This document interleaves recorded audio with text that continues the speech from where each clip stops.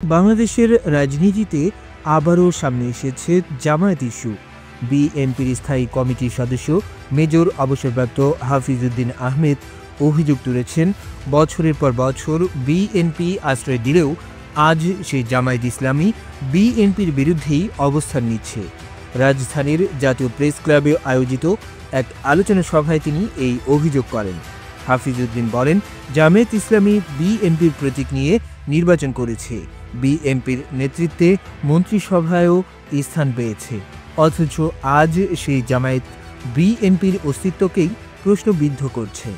তিনি আরও অভিযোগ করেন, একদিকে স্বাধীনতা বিরোধী শক্তি, অন্যদিকে 1947-এর বিরোধিতা করা রাজনৈতিক গোষ্ঠী উভয়ই এখন জনগণের মালিক সাজার চেষ্টা করছে, কিন্তু বাস্তবে তারা জানে সুষ্ঠু নির্বাচনে তাদের কোনো সুযোগ নেই।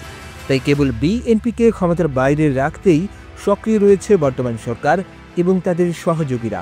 এ সময় তিনি সরকারের প্রস্তাবিত জুলাই সনদ প্রসঙ্গও উল্লেখ করেন। তার দাবি, এই সনদ অনুযায়ী রাজনৈতিক দলের ঐক্যমত সংবিধানের উপর স্থান পাবে, যা গণতান্ত্রিক ব্যবস্থায় গ্রহণযোগ্য নয়, কারণ সংবিধান পরিবর্তনের অধিকার কেবলমাত্র নির্বাচিত প্রতিনিধিদের, কোনো অনির্বাচিত গোষ্ঠীর নয়। পিআর পদ্ধতি নিয়েও বক্তব্য দেন এই বিএনপি নেতা। তিনি বলেন, বাংলাদেশের বাস্তবতায় এ ধরনের বিদেশি কনসেপ্ট কার্যকর নয়। পাকিস্তান, ভারত বা পশ্চিমা গণতন্ত্রের সঙ্গে তুলনা টেনে তিনি জানান, ঐতিহাসিক ও প্রাতিষ্ঠানিক কারণে ওই দেশগুলোতে বিশেষ কিছু ব্যবস্থা থাকলেও বাংলাদেশের রাজনৈতিক সংস্কৃতিতে তা কার্যকর হওয়া সম্ভব নয়।